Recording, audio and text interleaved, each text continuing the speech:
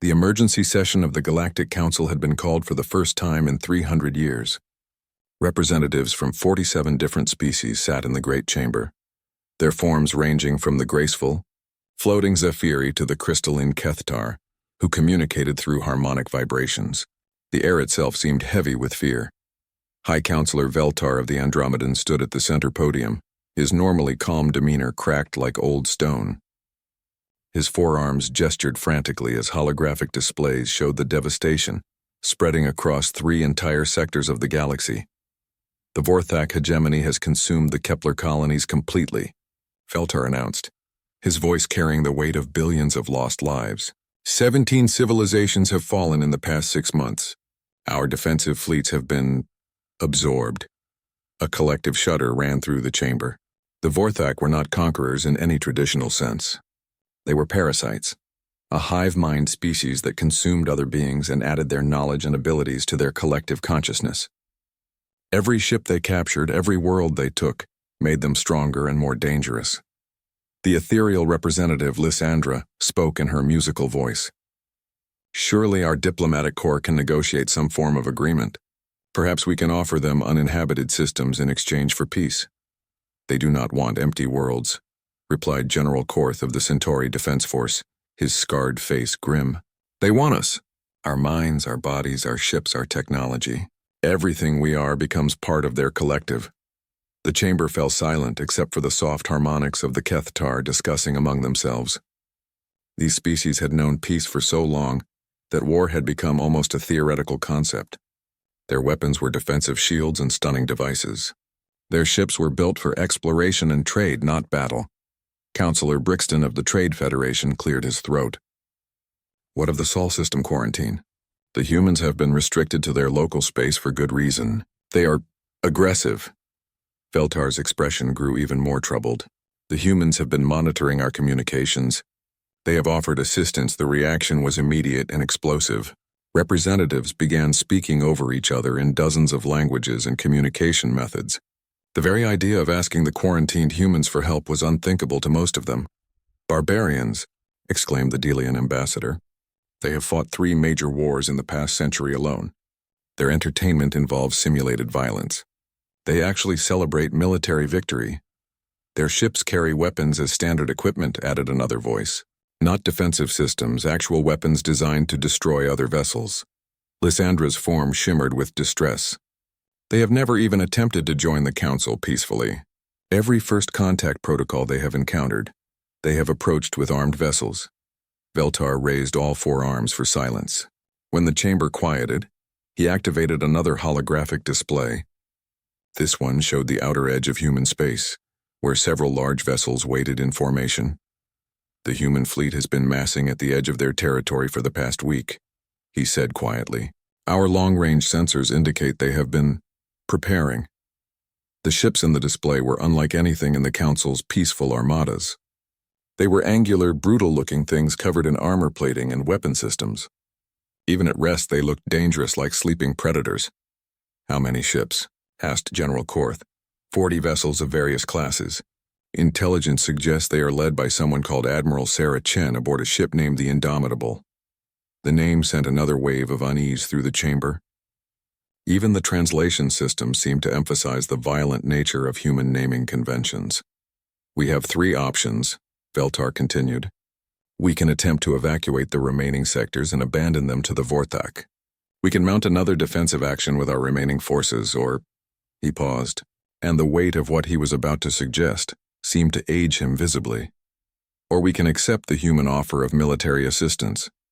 The debate that followed was heated but brief. The reality was simple and terrible.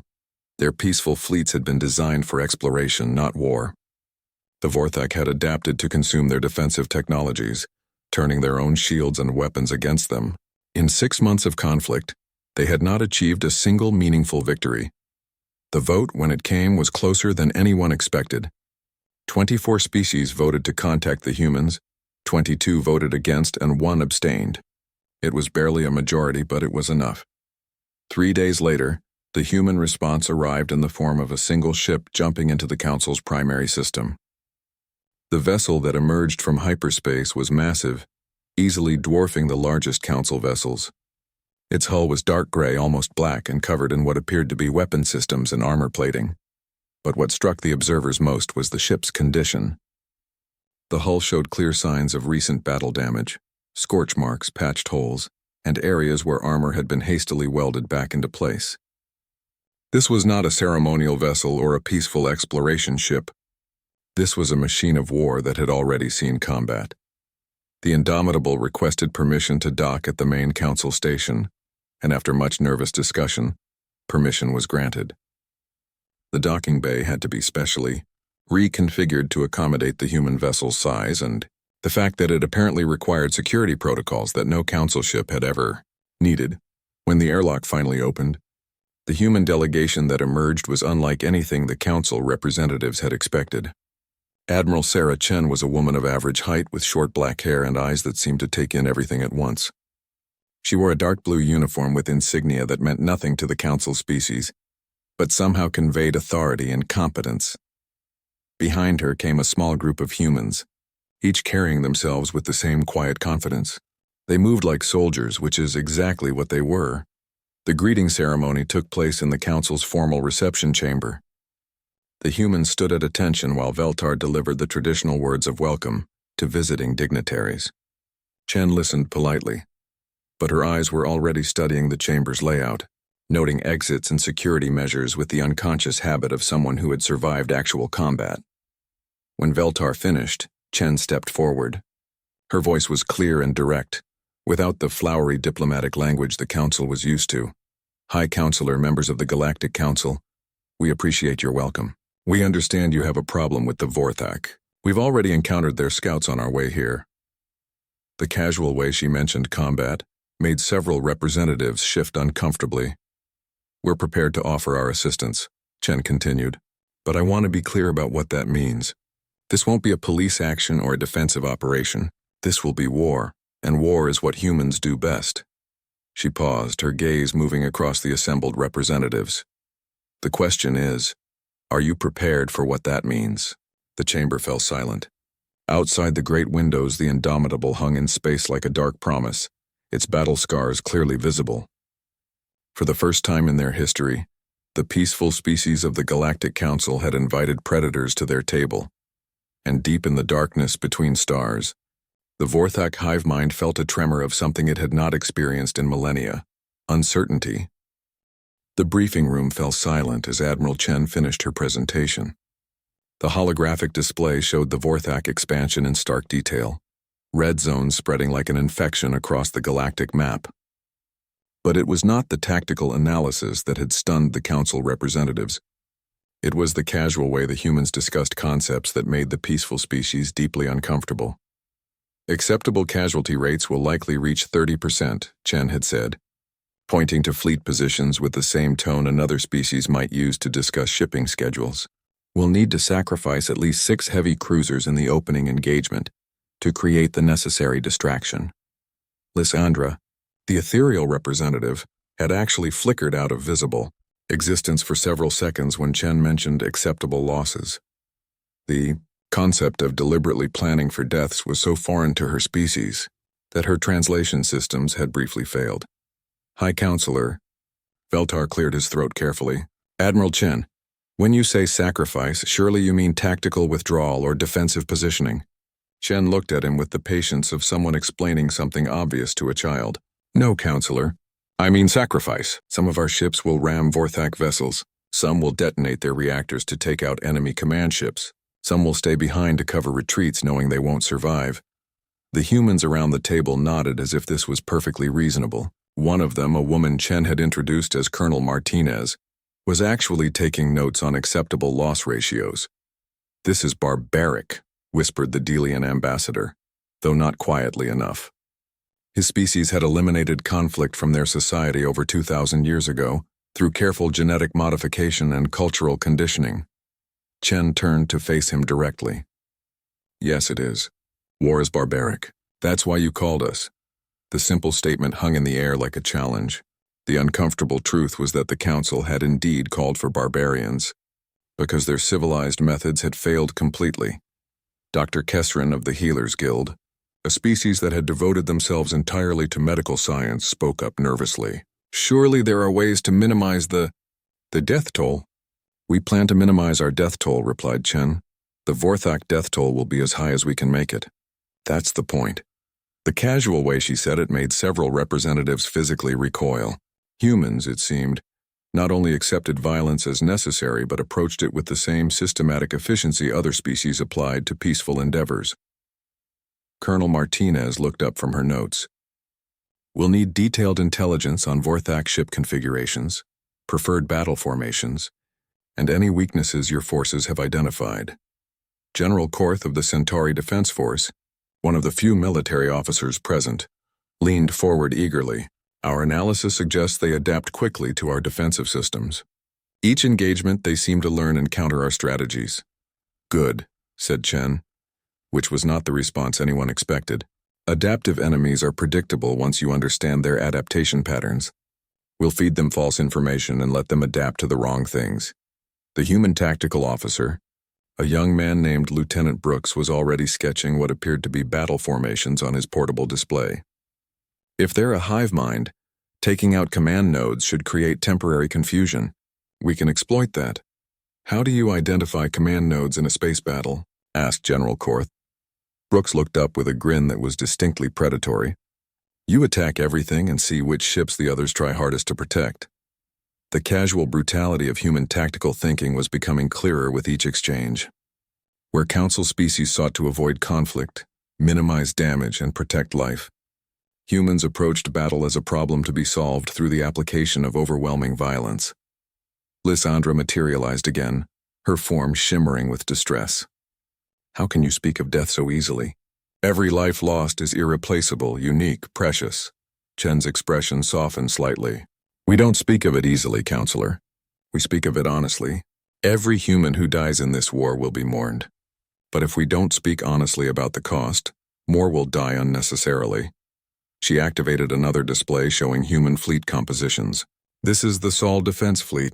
40 ships, 12,000 crew members. Most of them have families, children, parents who will grieve if they don't come home. The display zoomed in on individual ship profiles. Each vessel was heavily armed and armored, but Chen's next words revealed something unexpected.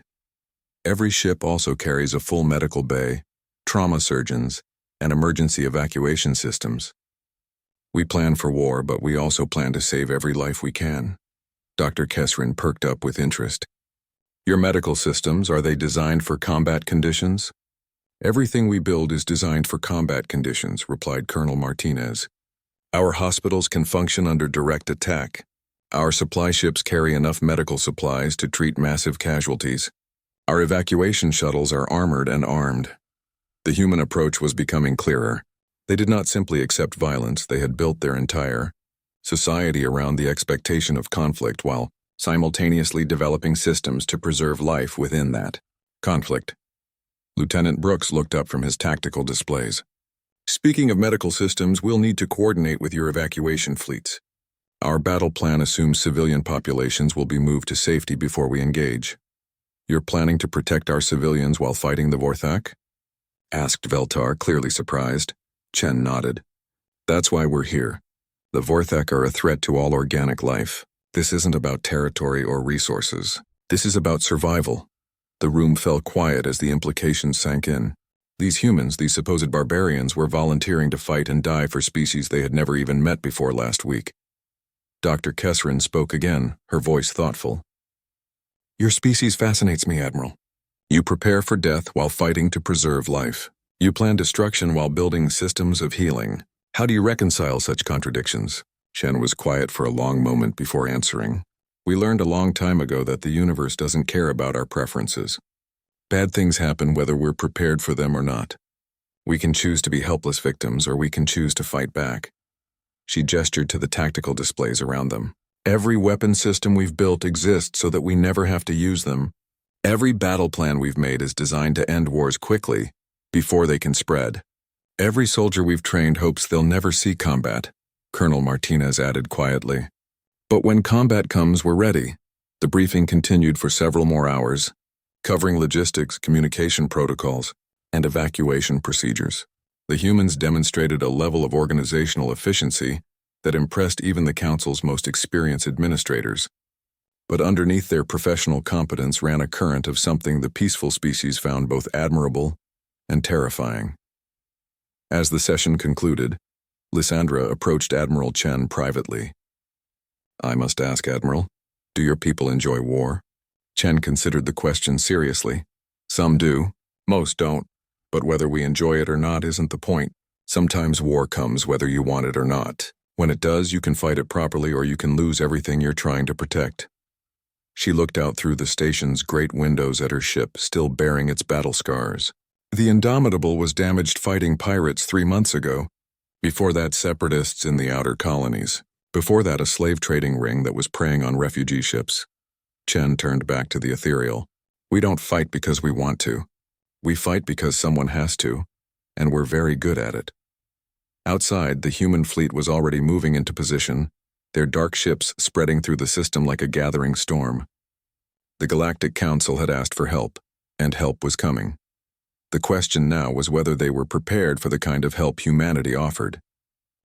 The Kepler expanse had once been one of the most beautiful regions of known space.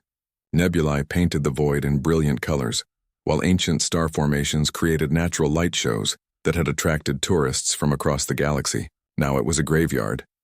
Vorthak vessels moved through the debris fields like carrion feeders, their organic hulls pulsing with absorbed energy from destroyed council ships. The hive mind had grown stronger with each victory, incorporating the technology and knowledge of 17 different civilizations into their collective consciousness. Admiral Chen stood on the bridge of the Indomitable, watching the tactical displays with calm focus. Around her, the human fleet had spread into attack formation, a formation that would have horrified Council tacticians with its aggressive positioning and apparent disregard for defensive measures. Enemy. Fleet composition confirmed, reported Lieutenant Brooks from the sensor station. 67 vessels of various classes. They're using absorbed Council technology, but maintaining their organic ship designs. Weaknesses? Asked Chen. Same as always with hive minds. Take out the command nodes and the smaller units become confused. Problem is identifying which ships are the nodes. Chen smiled grimly. Then we make them show us. The human battle plan was elegantly simple and brutally effective. Instead of the careful defensive engagements the Council had attempted, the humans would force the Vorthak to react. They would attack everything simultaneously, making the hive mind reveal which ships they considered most important to protect. "All ships, this is Admiral Chen," she broadcast to the fleet. "Remember, we're not here to win territory or capture ships. We're here to end this threat permanently. Show them what happens when they threaten our worlds." The response from 40 human captains was immediate and unified. "Understood, Admiral." Colonel Martinez, commanding the Marine contingent, checked her tactical display one final time. "Boarding parties are ready. If we can capture a command node intact, we might learn something useful about their hierarchy." Chen nodded. "Do it, but remember, no one gets absorbed. If capture looks likely, use the dead man switches." The dead man switches were a uniquely human invention, devices that would trigger if a Marine's vital signs ceased, ensuring that even in death they could take enemies with them. The Council representatives monitoring the battle communications had been horrified by the concept, but it was standard equipment for fighting hive-minded enemies. "Fleet is in position," reported the communications officer. "All ships report ready for engagement." Chen studied the tactical display one final time. The Vorthak fleet was arranged in their typical formation. Larger vessels in the center, smaller ships forming a protective screen. They had no idea they were about to face an enemy that approached battle completely differently than anything they had encountered. "Begin the dance," Chen ordered. The human fleet struck like a pack of wolves, fast and coordinated but seemingly chaotic to outside observers. Instead of focusing fire on individual targets or attempting to break through enemy lines, they attacked everywhere at once. Plasma cannons, missile batteries, and kinetic weapons opened fire simultaneously across the entire battlefront. The Vorthak response was immediate but confused. They had adapted to fighting Council forces that used careful, measured tactics designed to minimize casualties. The sudden overwhelming aggression of the human attack left them temporarily disoriented. "Command ships are reacting," Brooks reported. 3 vessels in the center formation are coordinating defensive responses. Mark them, Chen ordered. All ships, priority targets designated. Focus fire. The human fleet immediately shifted tactics, concentrating their firepower on the 3 command vessels. The Vorthak scrambled to protect them, pulling smaller ships from across their formation to provide cover. Got them, muttered Colonel Martinez with satisfaction. They just told us exactly which ships we need to kill. But the Vorthak were not passive opponents. As the human attack intensified, they began their own adaptation process. Absorbed Council shield technology activated, and return fire started finding its mark against human vessels. The destroyer Valiant took a direct hit that gutted half her hull. Her captain, Commander Park, didn't hesitate. All hands abandon ship. Helm ram the nearest command vessel. Make it count. Chen watched on her display as the Valiant, venting atmosphere and debris, accelerated toward the largest Vorthak command ship. The enemy tried to intercept her, but the destroyer's final course was too direct, too committed. She struck the organic vessel at full speed, her reactor detonating on impact. The explosion took out both ships and severely damaged 2 others. More importantly, it severed command links to nearly a quarter of the Vorthak fleet. That's what I'm talking about, said Martinez, her voice grim but satisfied. Park just taught them what human sacrifice looks like. The battle raged for 6 hours. Ship after ship engaged in close combat that would have been unthinkable to Council tacticians. Human vessels rammed enemy ships when their weapons failed. Marines boarded Vorthak vessels in armored shuttles, fighting through organic corridors with plasma rifles and combat knives. When the cruiser Retribution found herself surrounded by enemy vessels, her captain made the same choice as Commander Park. But instead of ramming, she activated her reactor's overload sequence and broadcast a message to the fleet. Tell my kids I was thinking of them. The explosion created a gap in the Vorthak formation that the remaining human ships exploited ruthlessly. On the Indomitable, Chen watched her fleet sacrifice itself piece by piece to achieve victory.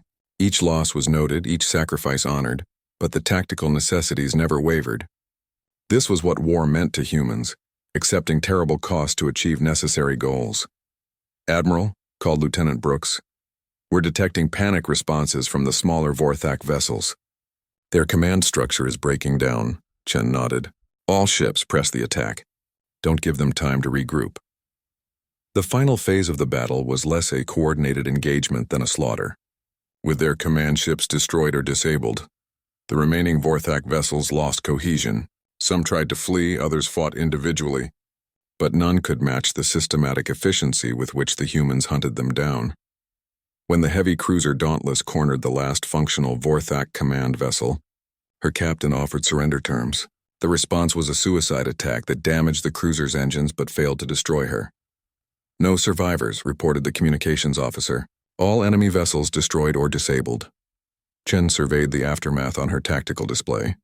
Of the 40 ships that had entered the Kepler expanse, only 19 remained operational. 21 human vessels had been destroyed, taking their crews with them. Over 3,000 human lives lost in a single engagement. But the Vorthak expansion had been stopped. Their fleet was destroyed, their command structure shattered. The survivors would retreat to the Galactic Rim, leaderless and broken. All ships, this is Admiral Chen, she broadcast to the surviving fleet.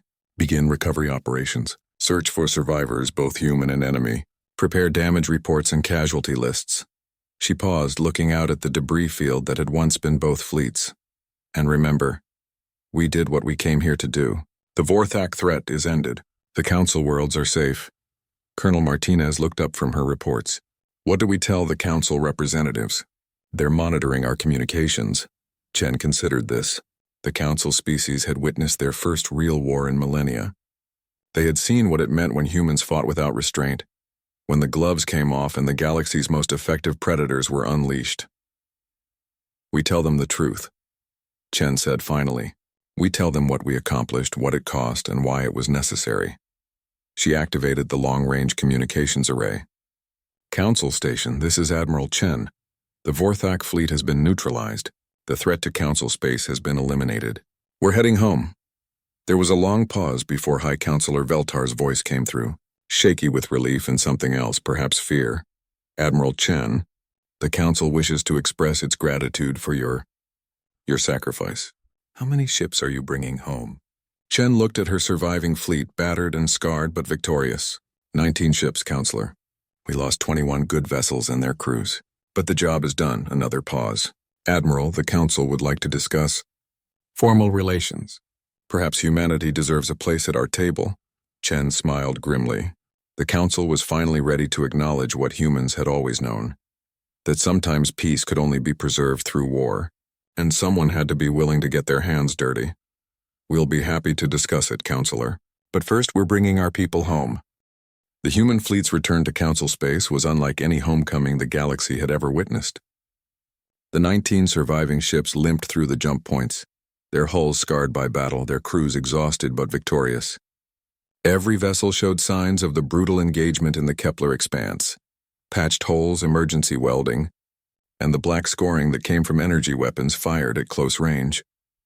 High Counselor Veltar stood at the observation deck of the primary Council station, watching the human ships approach. The lead vessel, the Indomitable, looked like it had been through a war zone. Because it had. How many ships did they lose? Asked Lysandra, her ethereal form flickering with distress. 21, replied Veltar quietly. Over 3,000 crew members. The numbers meant different things to different species. To the peaceful Council races, it was a horrific tragedy. To the humans, it was apparently an acceptable cost for victory. The intercepts of human communications during the battle had been disturbing in their clinical assessment of casualties. Dr. Kessrin of the Healers Guild materialized beside them, her form radiating concern. We should prepare medical facilities. Their wounded will need treatment. Already done, said General Korth. Human medical requests have been extensive. They've asked for surgical suites, trauma centers, and something called combat stress counseling. As the human fleet took up positions around the station, smaller ships began emerging from their bays. These were not warships but hospital vessels, their hulls painted with the Red Cross symbol that humans use to mark medical facilities. What struck the observers was that these medical ships were just as heavily armored as the combat vessels. Even their healers expect to be attacked, murmured the Delian ambassador, Admiral. Chen's shuttle docked with the station 3 hours later. When she stepped through the airlock, she looked like she had aged years in the weeks since the battle. Her uniform was clean and pressed, but there were new lines around her eyes and a weight to her movements that spoke of decisions no person should have to make. The welcoming ceremony was subdued. There were no celebrations, no fanfare. The humans had won a complete victory, but they carried themselves like mourners at a funeral. Admiral Chen, said Veltar formally, the Council wishes to express its profound gratitude for your actions. The Vorthak threat has been eliminated. Chen nodded but did not smile. The immediate threat, yes. There are survivors scattered throughout the Rim territories. They'll need monitoring. Her matter-of-fact tone sent a chill through the Council representatives. Even in victory, humans were already planning for the next war. Colonel Martinez stepped forward carrying a datapad. Counselor, we have the after-action reports. Casualty figures, damage assessments, and tactical analysis of Vorthak capabilities. The casualty figures were staggering. The human fleet had suffered a 47% loss rate. Nearly half their ships destroyed. By Council standards, it was a catastrophic defeat. By human standards, it was an acceptable cost for achieving strategic objectives. But it was the enemy casualty figures that truly shocked the Council representatives. The humans had not just defeated the Vorthak, they had annihilated them. No prisoners, no survivors, no mercy. The Hivemind fleet had been completely destroyed. You killed them all, said Lysandra, her voice barely audible. Yes, replied Chen simply. That was the objective. The ethereal's form flickered out of existence for several seconds before she could stabilize enough to speak again. But surely some could have been saved, rehabilitated, shown a different path? Chen looked at her with something that might have been pity. Counselor, the Vorthak absorb other beings into their collective consciousness. Their victims don't die.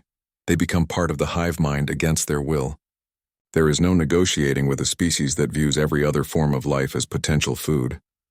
Dr. Kessrin stepped forward hesitantly. What about your own wounded? Our medical teams are prepared to assist.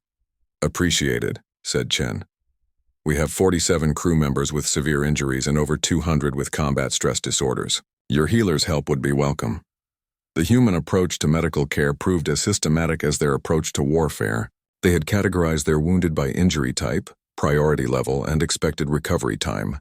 Even their trauma was organized with military efficiency. But what surprised the Council medical teams was the humans' attitude toward their injured.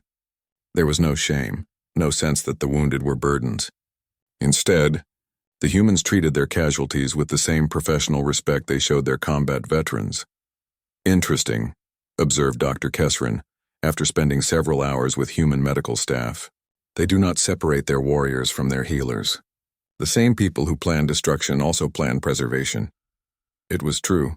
Human medical officers wore the same uniforms as their combat personnel, and many had served in both roles during their careers. They approached healing with the same intensity they brought to battle. The real shock came when the Council representatives accessed the humans' personal communications during the battle. They had expected to find evidence of bloodthirsty savagery, proof that these beings enjoyed violence and destruction. Instead, they found something far more disturbing. Humans who hated what they were doing but did it anyway because it was necessary. Private messages between human crew members spoke of fear, of missing their families, of hoping they would survive to see home again. Combat recordings showed soldiers weeping over fallen comrades even as they continued fighting. Ship captains who ordered suicide runs did so with voices breaking with emotion. They are not monsters, Veltar realized, reading through the intercepts. They are people who have made themselves into monsters because they believe it is necessary. The psychological profiles were even more revealing. Human military personnel scored high on empathy tests, showing deep concern for the welfare of others. But they also showed an unusual ability to compartmentalize emotion, to function effectively even while experiencing extreme stress and moral conflict. They feel everything we feel, explained Dr. Sarah Kim, the human fleet psychologist, to a gathering of Council mental health specialists. Fear, grief, compassion, horror at violence. The difference is that we've learned to function despite those feelings when survival is at stake. The Council representatives struggled to understand this duality. How could a species be simultaneously so compassionate and so ruthless? The answer came during a conversation between Admiral Chen and High Counselor Veltar, conducted privately in the Admiral's quarters aboard the Indomitable. Your species confuses us, Veltar admitted. You show such care for life, yet you wage war with terrifying efficiency.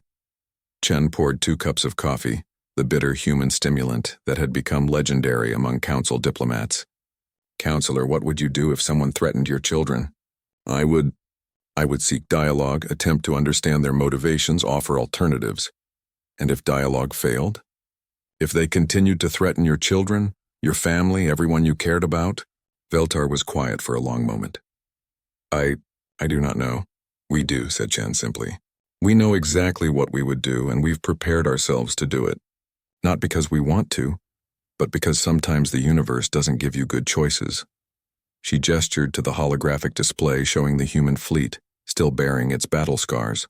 Every person on these ships volunteered to risk their life to protect people they'd never met. They did it because it was right, not because it was easy or pleasant.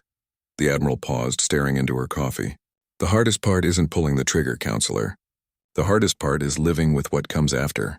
But we do it anyway, because the alternative is letting evil triumph through our inaction. Veltar left that meeting with a new understanding of humanity's place in the galaxy. They were not barbarians who reveled in violence. They were protectors who had accepted the terrible burden of being willing to use violence when protection required it. But understanding did not make the Council representatives any less afraid. If humans could destroy the Vorthak so completely, what could they do to the peaceful Council species if they chose to? The answer to that question would shape everything that came next. The formal induction ceremony was scheduled for the first day of the new galactic year, 3 months after the Battle of Kepler Expanse. The main Council chamber had been reconfigured to accommodate a new member species, though the addition felt more like accepting a predator into a gathering of prey. Admiral Chen stood before the assembled representatives of 47 civilizations, wearing a dress uniform that still bore faint scorch marks from emergency repairs. Behind her, visible through the massive viewport, the Indomitable hung in space like a dark reminder of recent events. The ship's hull showed fresh welding scars and hastily patched breaches, proof of the price humanity had paid for this moment. High Counselor Veltar held the ceremonial scroll that would formally admit humanity to the Galactic Council. His four hands trembled slightly as he began the ancient words, though whether from emotion or fear was unclear. By unanimous vote of the Council of Civilized Worlds, he announced, his voice carrying across the chamber, humanity is hereby invited to join our fellowship of peaceful species in the pursuit of galactic harmony and cooperation. The irony of the word peaceful was not lost on anyone present. Humanity had earned their place through violence, pure and simple. They had done what the peaceful species could not. They had destroyed an existential threat to galactic civilization.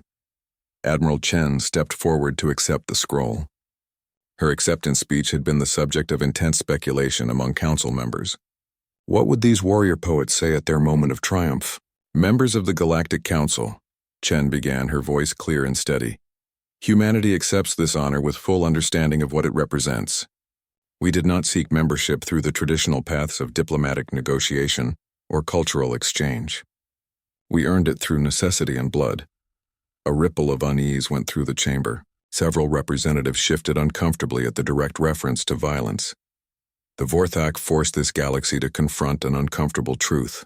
Chen continued. Sometimes peace must be defended with war. Sometimes the guardians of civilization must embrace the very darkness they stand against. Lysandra, the ethereal representative, flickered with distress. The concept of embracing darkness was antithetical to her species' entire philosophy. Chen's gaze moved across the assembled representatives, meeting each set of eyes, or equivalent sensory organs, directly. We understand your fear. You have just witnessed what humans are capable of when we believe our survival, or the survival of those we protect, is at stake. You have seen us destroy an entire fleet without hesitation or mercy.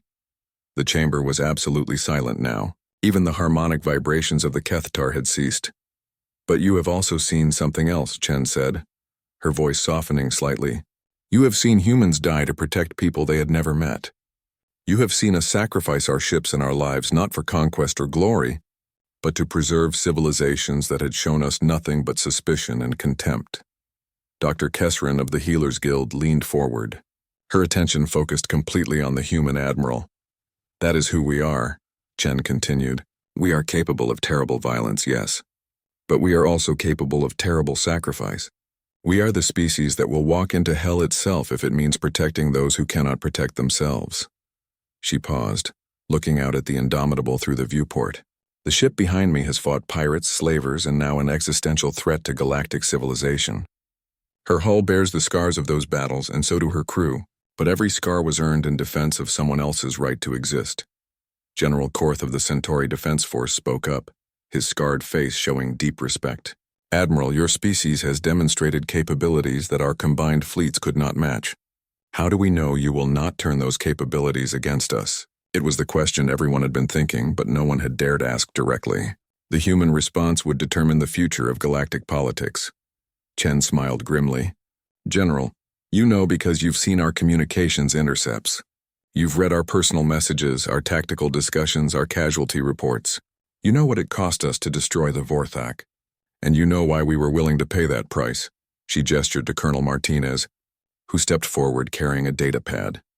In the past month, human medical ships have treated over 12,000 Council citizens injured in Vorthak attacks, Martinez reported.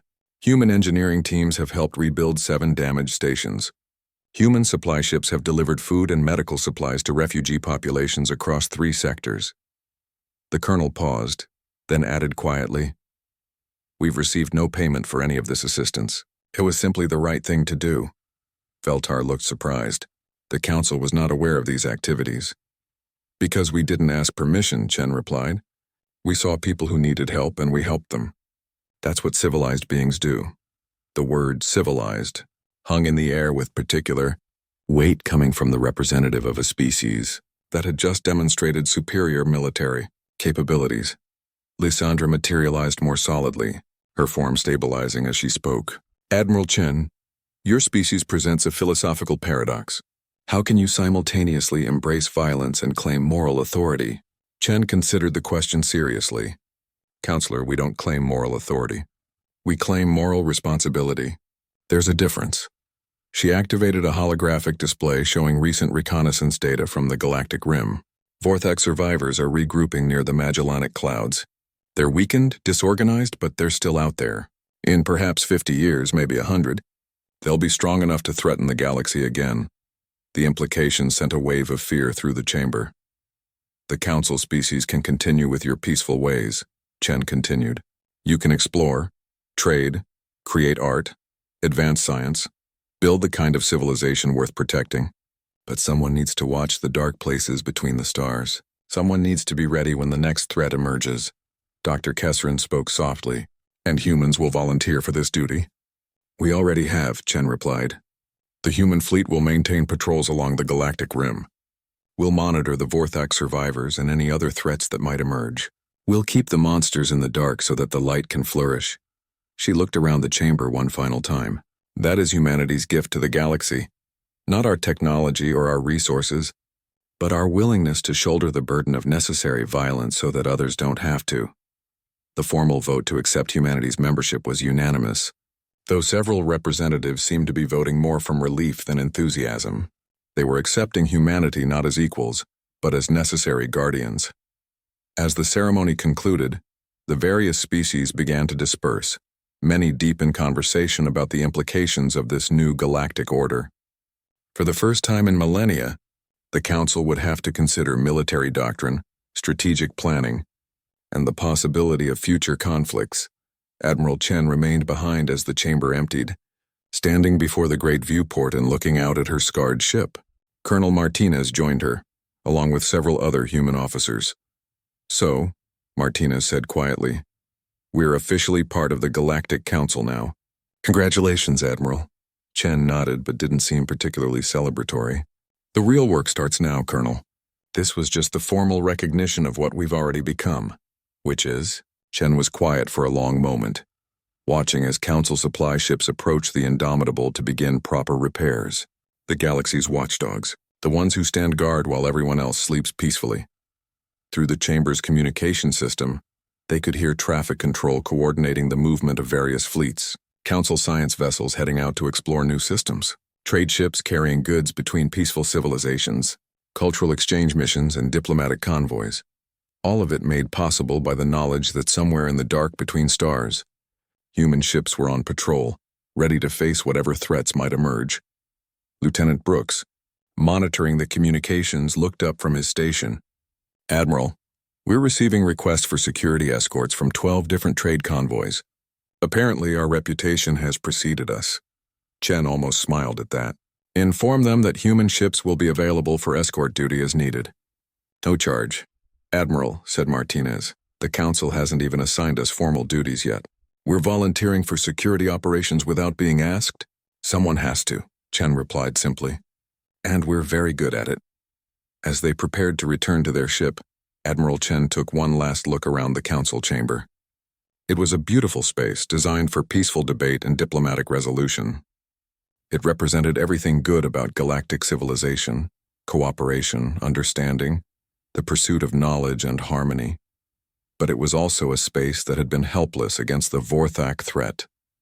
A space that had needed barbarians to save it from annihilation. The galaxy is safer today, Chen said finally. Not because we're peaceful, but because someone is willing to fight for peace. Outside the viewport, the Indomitable waited to carry them home, scarred, patched, but ready for the next mission. In the distance, other human ships were already departing for patrol routes along the Galactic Rim, beginning their eternal watch against the darkness. The galaxy had its guardians now,